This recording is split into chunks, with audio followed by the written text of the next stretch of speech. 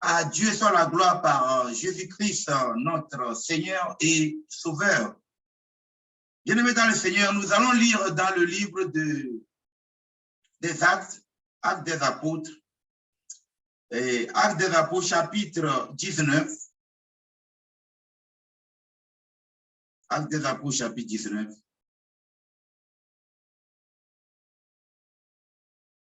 Si nous y sommes, j'attends que nous soyons tous dans le livre des Actes, Actes des Apôtres, chapitre 19.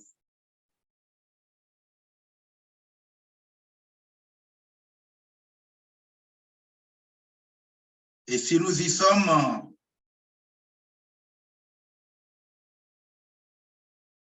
nous allons lire à partir du verset 18.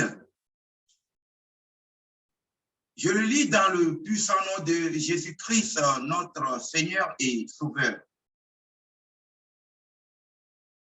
Actes chapitre 19, à partir du verset 18. Plusieurs de ceux qui avaient cru venaient confesser et déclarer ce qu'ils avaient fait. Verset 19. Et un certain nombre de ceux qui avaient exercé les arts magiques, ayant apporté leurs livres, les brûlèrent devant tout le monde. On en estima la valeur à 50 000 pièces d'argent. Le verset 20. C'est ainsi que la parole du Seigneur croissait en puissance et en force. Bien-aimés dans le Seigneur, à quoi voulais-je en venir ici? Lorsque durant la prière, le frère a commencé par prier, parlant de repentance sincère, le Seigneur m'a inspiré sur ce passage. Et ici, c'était suite à la prédication que des hommes ont accepté Christ et ont décidé de marcher dorénavant avec Christ, c'est-à-dire ils ont abandonné leur ancienne vie et ont commencé une nouvelle vie en Christ, autrement dit une nouveauté de vie en Christ, en se tournant vers Dieu. Et lorsqu'ils ont reçu Christ, accepté, ils ont confessé Christ, qu'est-ce qu'ils ont fait? Ils se sont séparés de tout ce qui ne fait pas la gloire de Dieu. Donc, leur repentance ici a été une repentance sincère parce que il y a eu une séparation radicale d'avec tout ce qui est impur, ne fait pas la gloire de Dieu dans leur vie. Et si nous relisons le passage, je relis à chapitre 19, du verset 18 au verset 19. Plusieurs de ceux qui avaient cru, la Bible dit plusieurs de ceux qui avaient cru, venaient confesser et déclarer ce qu'ils avaient fait. Donc ceux qui avaient cru, ceux qui ont reçu la parole,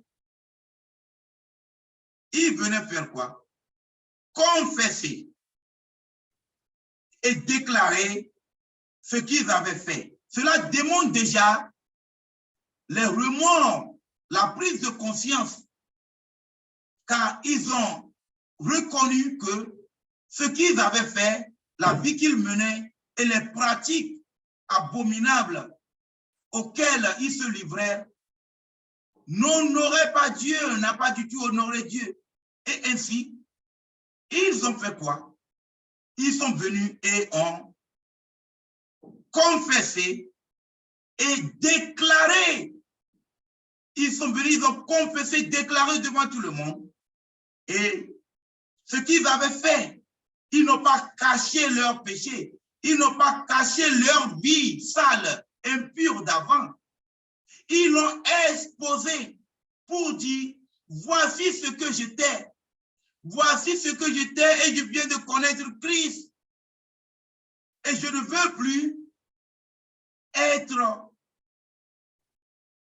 cet instrument du diable. Je ne veux plus être celui-là que j'étais avant. Et c'est pourquoi ils ont mis à nu, exposé leurs identités impures, leurs identités qu'ils avaient avant, que j'étais ceci, j'étais magicien,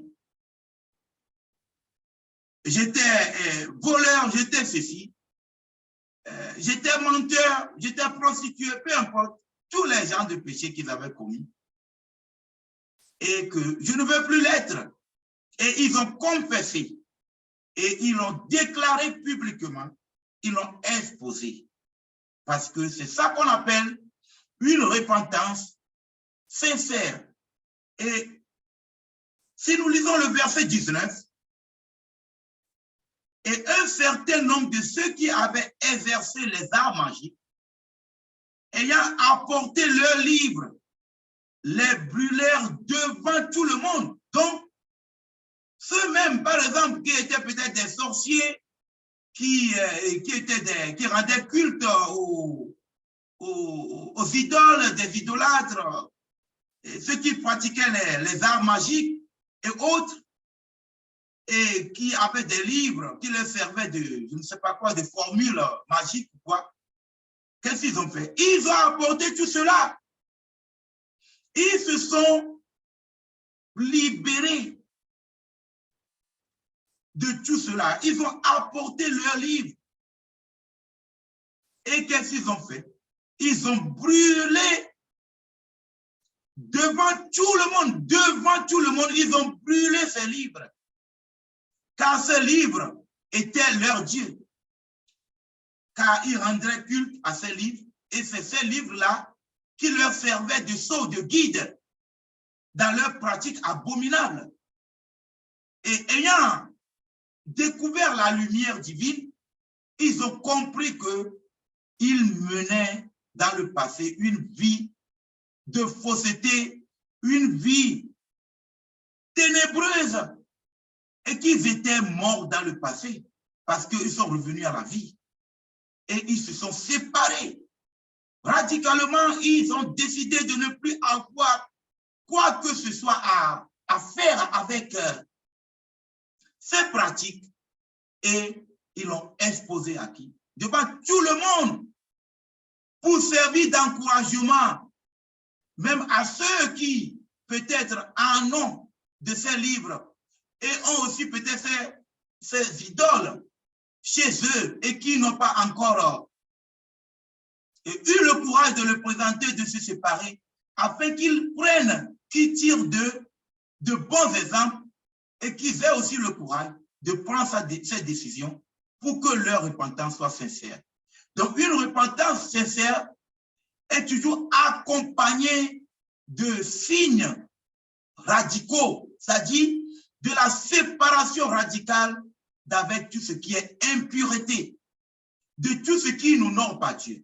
Et nous voyons que ici, leur repentance fut une repentance sincère. Ils se sont séparés de leur Dieu, de leurs idoles. Ils se sont séparés de tout. Et comment? Devant tout le monde, ils ont brûlé leurs livres. Comme le Seigneur le dit, ne touchez pas à ce qui est impur. Si nous allons dans 2 Corinthiens chapitre 6,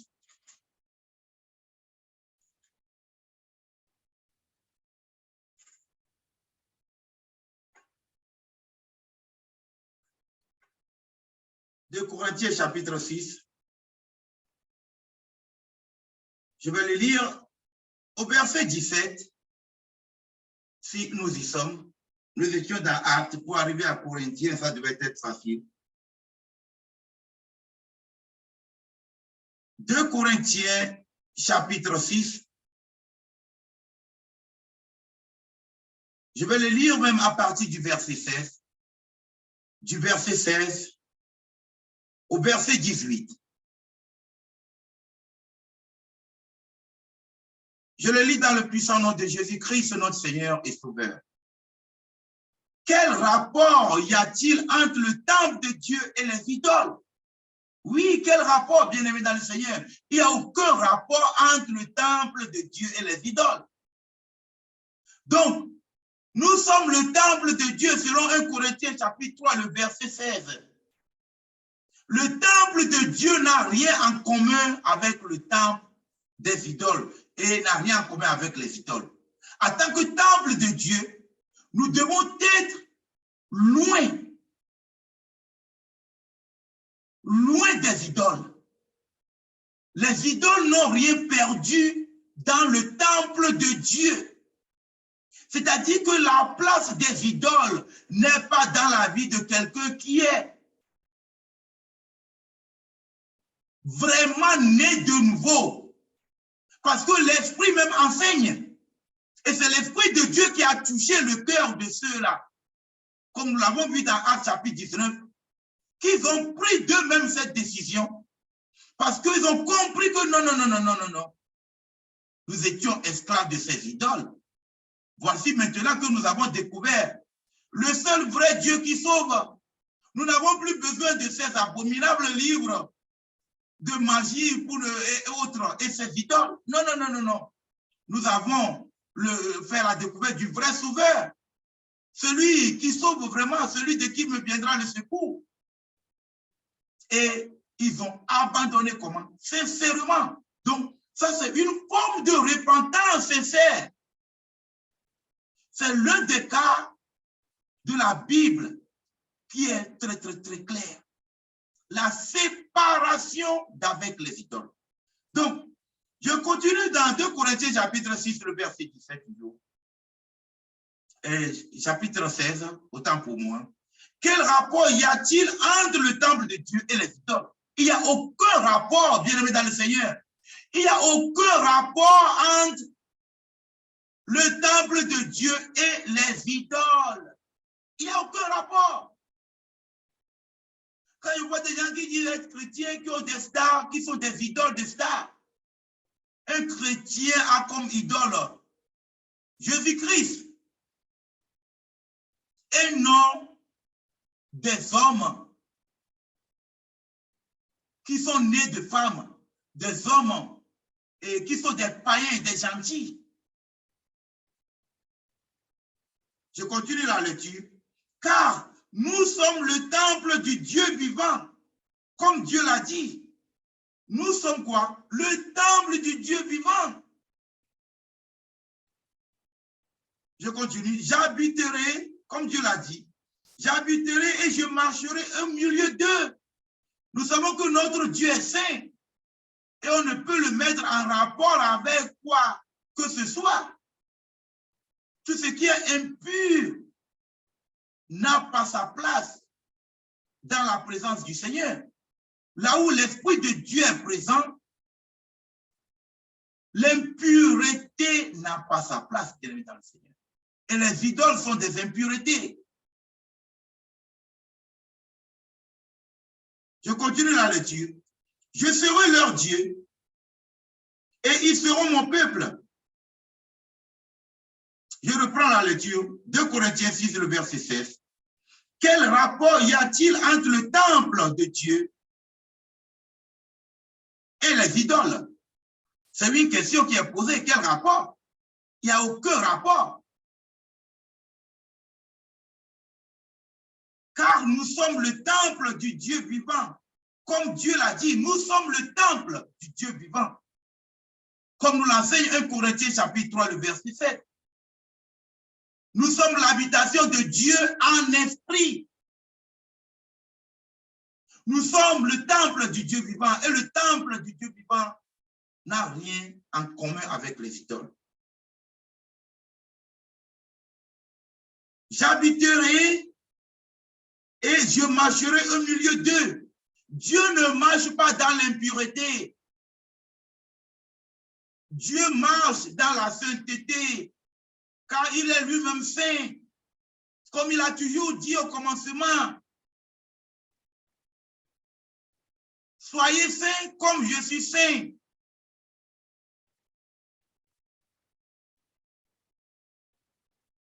Donc, le croyant authentique n'a rien en commun avec l'impureté.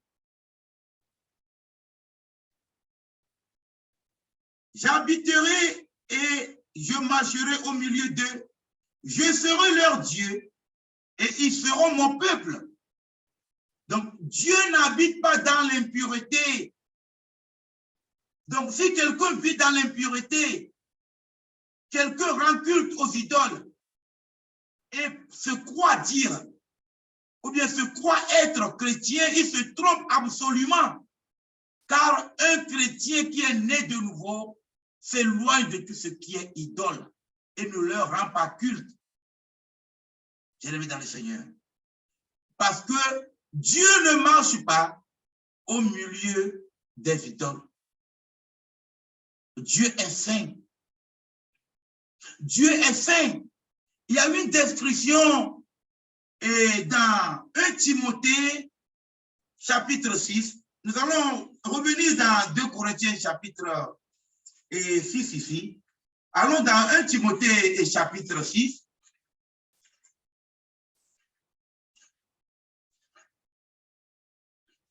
Quand moi je lis ce passage, j'ai peur. Toujours quand je le lis, j'ai peur. Ce sont des frissons que je ressens. Je le dis ouvertement. 1 Timothée chapitre 6,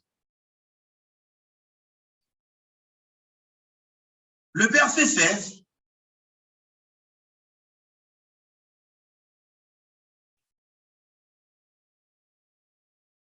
Je le lis dans le puissant nom de Jésus-Christ.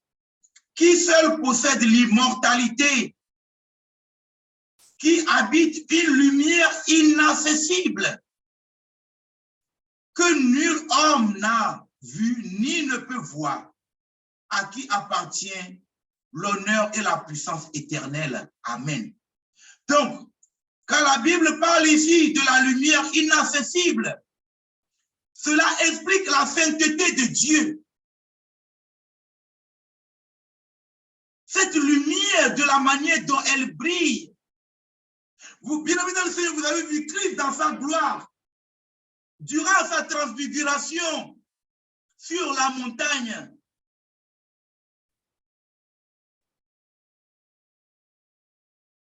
Lorsque Moïse et Élie, ils s'entretenaient avec Moïse et Élie.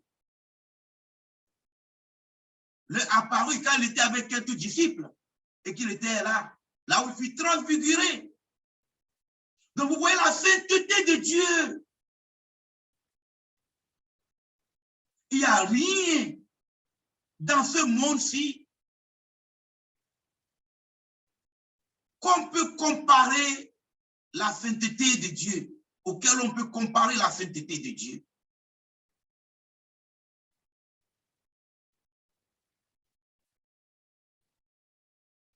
Il n'y a rien. Il n'y a vraiment rien dans ce monde auquel on peut comparer la sainteté de Dieu. Donc, si nous sommes nés de nouveau, pour que nous approchions de Dieu, il faut que nous nous efforcions d'être purs et que nous ayons cette crainte en nous que Dieu est un Dieu saint.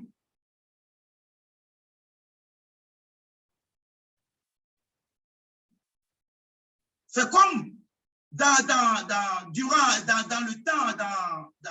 le temps lévitique, où le souverain sacrificateur portait sur son front à l'Éternel la sainteté. C'est pour que cela soit lu et que l'on sache que Dieu est un Dieu saint et qui ne peut s'associer à l'impureté et qu'on ne peut l'associer à l'impureté. Et il faut que cela soit clair. C'est pourquoi quelqu'un un vrai repenti, celui qui était pécheur et qui découvre la lumière, qui quitte le monde des ténèbres, a un remords pour longtemps. Quand il se rappelle de comment il a vécu et dans quel bout il nageait, il se plongeait, pensant qu'il était propre, qu'il se lavait chaque jour et qu'il sortait, étant parfumé, pensant que bon, il utilisait des savons, qu'il se lavait, il lavait ses vêtements, il entretenait son corps et pensant qu'il était propre, sans toutefois se rendre compte de comment il était si impur, si sale. Et c'est spirituellement que nous en parlons, bien-aimés dans le Seigneur. Donc, quand tu découvres la lumière, tu te rends compte de comment tu étais si impur au moment où toi-même tu te croyais propre.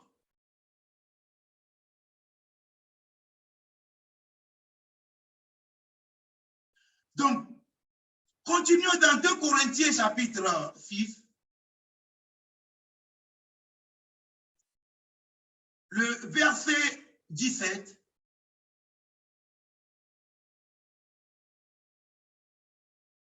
De Corinthiens chapitre 6, le verset 17. Si nous y sommes, je le lis dans le puissant nom de Jésus-Christ, notre Seigneur et Sauveur.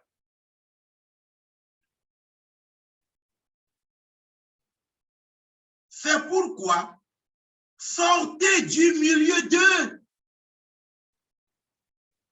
et séparez-vous, dit le Seigneur. Ne touchez pas à ce qui est impur et je vous accueillerai. Bien-aimés dans le Seigneur, ce verset est rempli de révélations. Qu'est-ce que le Seigneur a dit? C'est pourquoi, faites quoi? Sortez du milieu d'eux. Le temple de Dieu n'a rien en commun avec les idoles. Donc, c'est 2 mondes différents. Le chrétien ne peut pas s'associer à l'impureté et à participer aux œuvres ténébreuses. Pour d'autres raisons, aux œuvres infructueuses des ténèbres. À la vie sale, à la vie impure, à la vie qui ne glorifie pas Dieu. C'est ce que nous étions dans le passé avant de connaître Christ.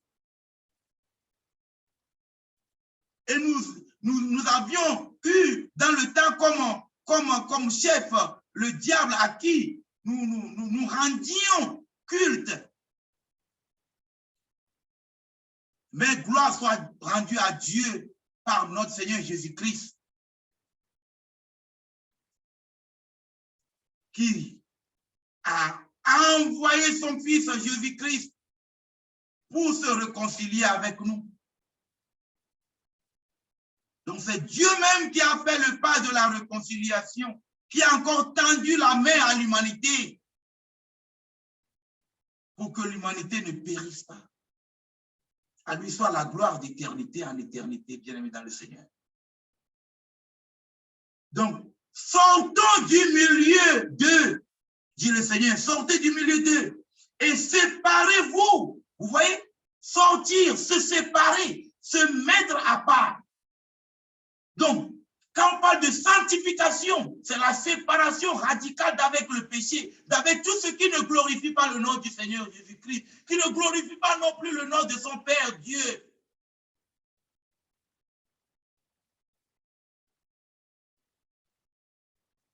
Donc, une repentance sincère est toujours accompagnée de signes. Tu sors du monde. Tu sors du monde. Tu ne seras plus appelé mondain, mais tu seras dorénavant appelé enfant de Dieu, né de nouveau, né de l'Esprit de Dieu. Lorsque tu sors du monde, sortir du monde, c'est ce que la Bible nous dit ici, séparez-vous d'eux, dit le Seigneur.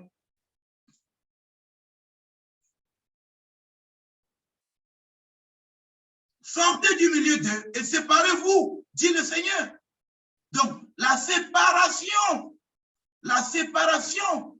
d'avec le monde, avec tout ce qui est impur, le milieu que nous fréquentions quand nous étions encore des enfants de ténèbres. Je pense que même si on nous tendait, même des liasses de billets de banque, nous ne fréquenterions plus jamais là. En tout cas, moi, personnellement, je n'irai plus. Personne ne peut m'avoir avec et ne peut m'amener à convoiter l'argent pour aller pécher contre Dieu et aller me mettre dans la boue. Donc, séparez-vous, dit le Seigneur. Donc, nous nous sommes séparés et la séparation d'avec le monde. Voilà ce que la Bible dit ici, la séparation d'avec le monde pour qu'on ne nous appelle plus mondains, mais que nous soyons appelés enfants de Dieu. Ne touchez pas à ce qui est impur. Voilà ce que le Seigneur dit, l'autre condition. Donc, ne touchez pas à quoi? À ce qui est impur. Donc, l'abstinence à l'impureté. L'abstinence à l'impureté, si je peux le dire comme ça, en une seule expression. Et si nous faisons cela, qu'est-ce que le Seigneur nous dit par la suite? Et je vous accueillerai. Et je vous accueillerai. Donc, la condition est simple. Sortir du milieu de la sortie, comme Israël est sorti de l'Égypte. La sortie d'Égypte d'Israël. Et la séparation d'avec la vie, d'avec les Égyptiens.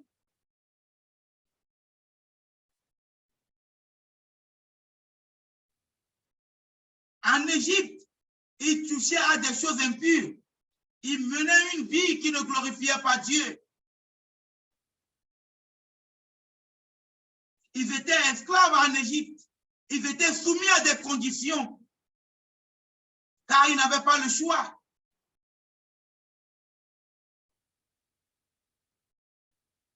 Mais Dieu est venu les délivrer de l'Égypte. Il les a accueillis et les a donné un pays de lait de miel coulant. Donc, bien-aimés dans le Seigneur, ne touchons pas à ce qui est impur. Israël a quitté l'Égypte et n'a plus touché à ce qui était, à ce qui est impur, auquel il touchait en Égypte. Donc, Dieu les a fait quoi? Accueillis aussi. Donc, lorsque nous quittons le monde et que nous changeons de camp, c'est-à-dire nous nous tournons vers Dieu, alors qu'est-ce qui se passe? Dieu nous accueille, il nous reçoit.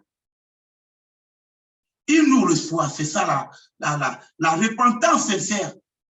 Et ne touchez pas à ce qui est impur, m'amène même encore à aller dans Ésaïe. Ésaïe chapitre 52. Ésaïe chapitre 52.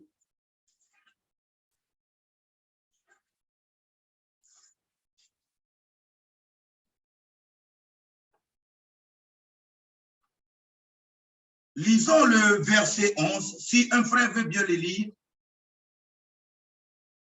Ésaïe chapitre 52, le verset 11.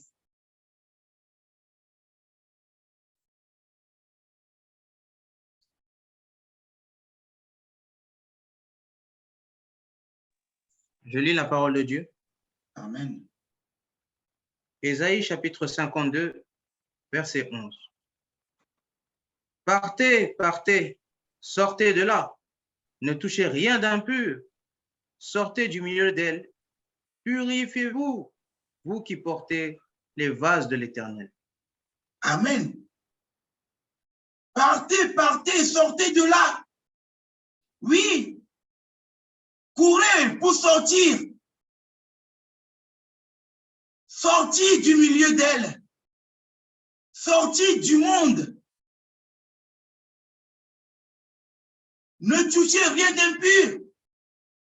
Sortez du milieu d'elle. Purifiez-vous. Vous qui portez les vases de l'Éternel. Bien aimé dans le Seigneur, il y a beaucoup, je vois, qui s'amusent souvent avec leur âme, qui s'amusent avec, qui se moquent de Dieu sans s'en rendre compte, qui se disent chrétiens, mais je les vois comment. Ils continuent de marcher dans le monde, ils sont dans le monde, ils ne sont pas nés de nouveau en réalité. Et ils mènent une vie impure, une vie sale qui n'honore pas Dieu. Si nous allons sur les réseaux sociaux, nous n'avons pas besoin d'aller longtemps. Il y a certains qui se disent chrétiens.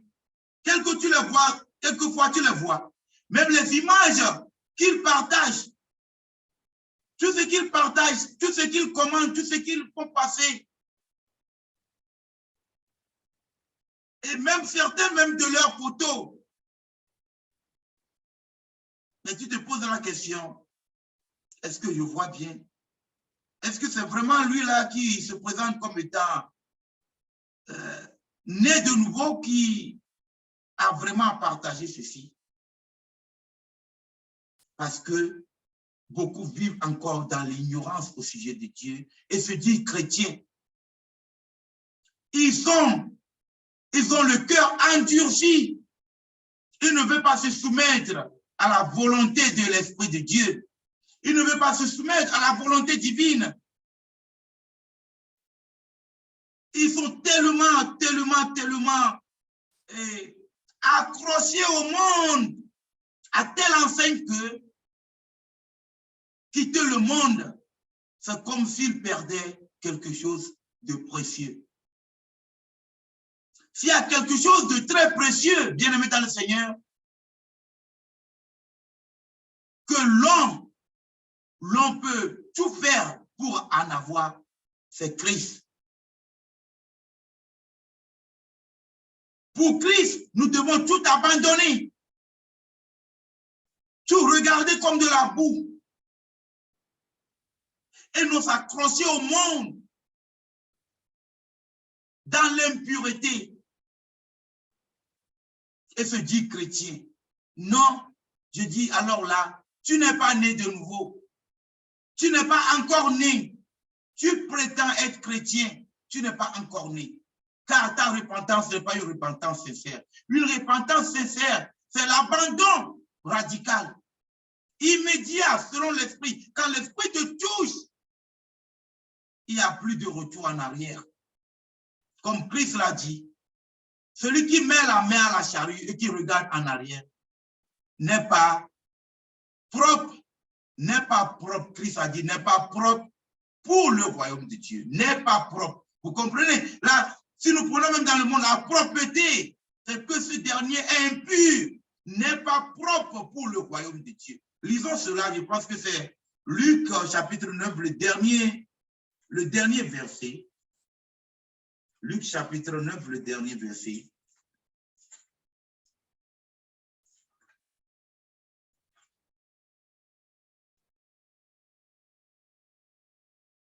Luc chapitre 9, le verset 62.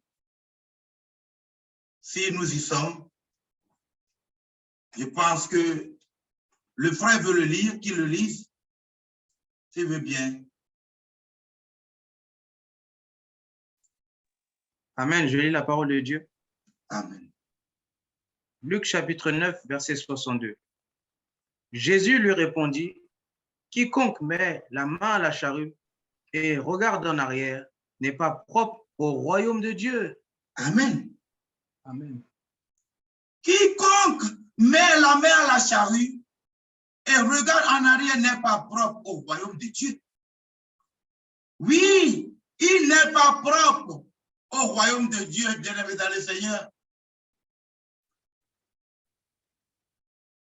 Pour appartenir et être dans le royaume de Dieu, il faut être propre. C'est-à-dire qu'il faut sortir du monde.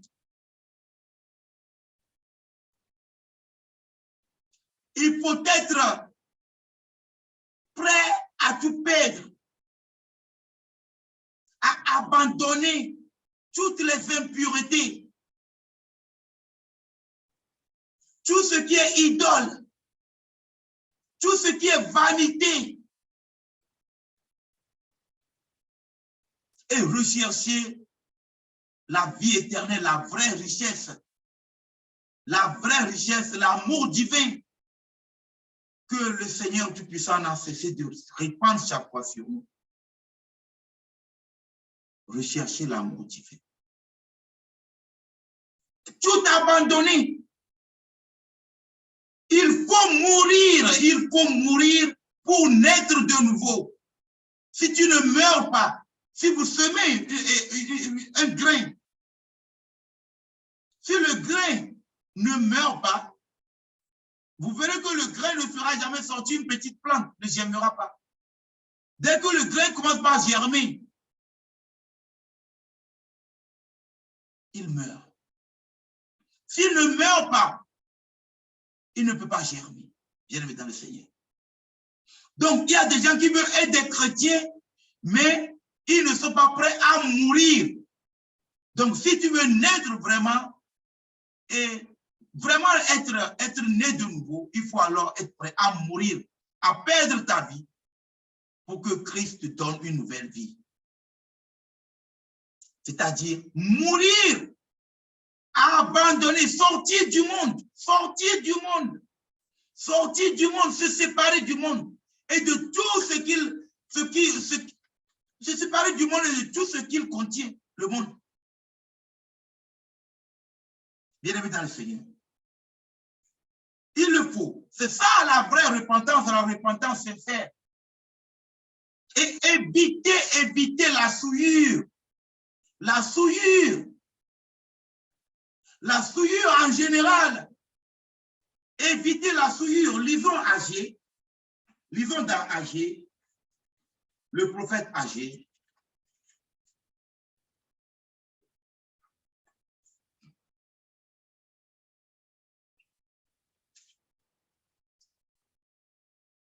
Agé chapitre 2.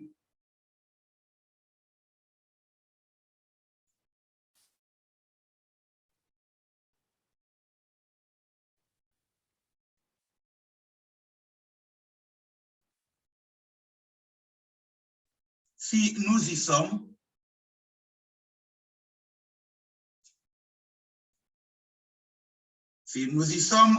je vais le lire dans le puissant nom de Jésus-Christ, notre Seigneur et Sauveur. Agé chapitre 2, à partir du verset 11. Nous allons lire du verset 11 au verset 14. Ainsi parle l'Éternel des armées. Propose aux sacrificateurs cette question sur la loi. Verset 12. Si quelqu'un porte dans le pan de son vêtement de la chair consacré et qu'il touche avec son vêtement du pain, des mains, du vin, de l'huile ou un aliment quelconque, ces choses seront-elles sanctifiées? Les sacrificateurs répondirent non. Verset 13. Et Agé dit, si quelqu'un souillé par le contact d'un cadavre touche toutes ces choses, seront-elles souillées? Les sacrificateurs répondirent, elles seront souillées. Verset 14. Alors, Agé reprenant la parole, dit, tel est ce peuple, telle est cette nation devant moi, dit l'Éternel. Telles sont toutes les œuvres de leurs mains. Ce qu'ils m'offrent là est souillé. Bien-aimés dans le Seigneur, C'est un passage très, très profond. Très, très profond, comme nous pouvons le voir, lorsque la question fut posée au sacrificateur. Reprenons encore Agis chapitre 2, à partir du verset 11. Ainsi parle l'Éternel des armées, propose au sacrificateur cette question sur la loi. Verset 12. Si quelqu'un porte dans le pan de son vêtement de la chair consacrée et qu'il touche avec son vêtement du pain, des mains, du vin, de l'huile ou un aliment quelconque, ces choses seront-elles sanctifiées? Les sacrificateurs répondirent non. Bien-aimés dans le Seigneur, pourquoi les sacrificateurs ont répondu non? Parce que les choses qui sont consacrées, ce sont des choses consacrées. Mais si les sacrificateurs touchent à cela, ils touchent ce qui est consacré, comme la parole de Dieu nous l'enseigne ici, du pain, des mains, du vin, de l'huile, ces choses seront-elles sanctifiées? Le fait que quelque chose qui est consacré touche ces aliments ne purifie pas et ne rend pas ces aliments purs. Ce n'est pas parce que la chose est consacrée que lorsqu'elle touche quelque chose d'autre, qu'elle rend cela automatiquement, sanctifie la chose, c'est-à-dire rend cela pur, donne la pureté à cela. Le verset 13, et Agé dit, si quelqu'un souillait, cette fois-ci, il s'agit de la souillure. Si quelqu'un souillait,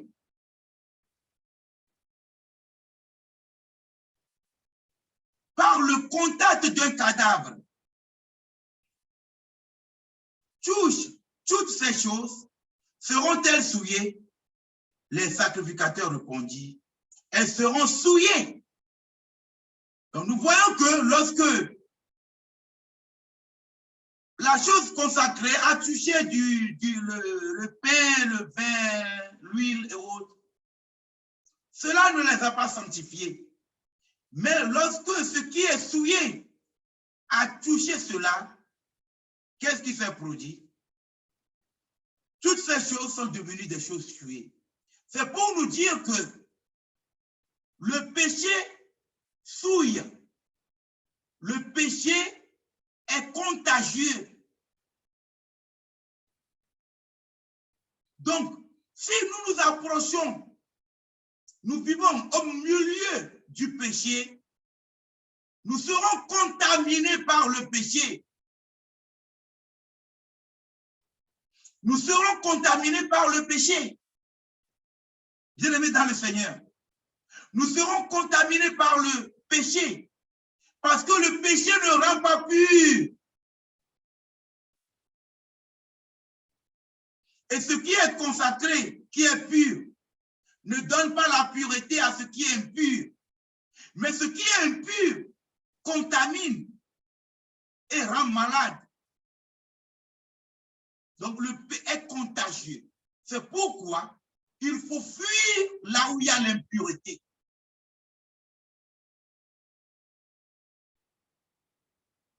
Ici, c'est un contraste qui est fait. Il faut fuir l'impureté. Donc, c'est pour nous dire que le péché est contagieux.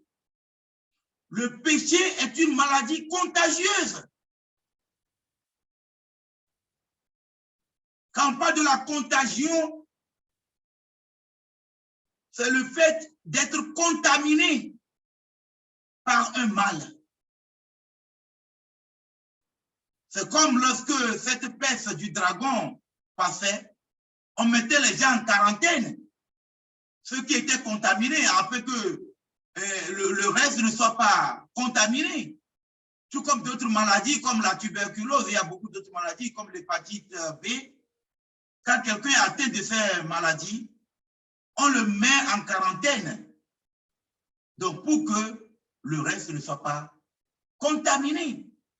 Et ainsi, il est question de l'impureté spirituelle, de l'impureté.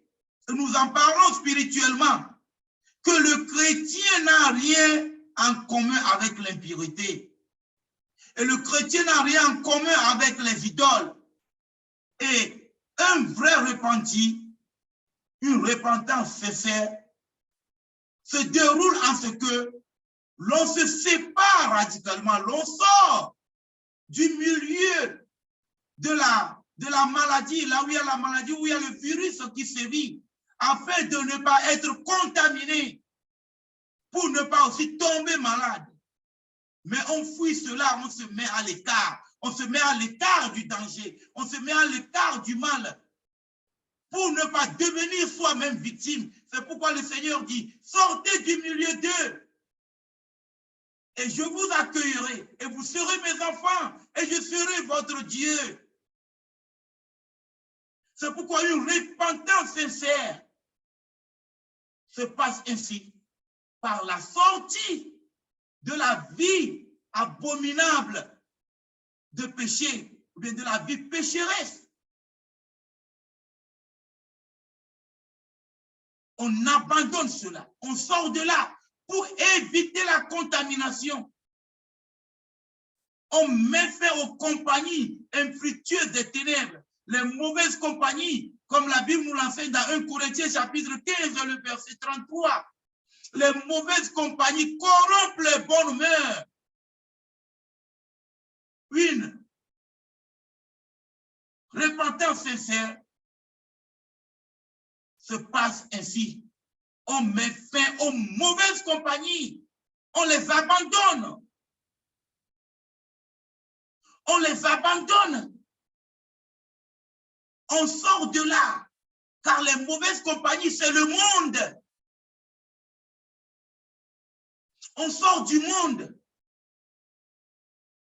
pour ne pas être étouffé par le monde, pour ne pas être contaminé.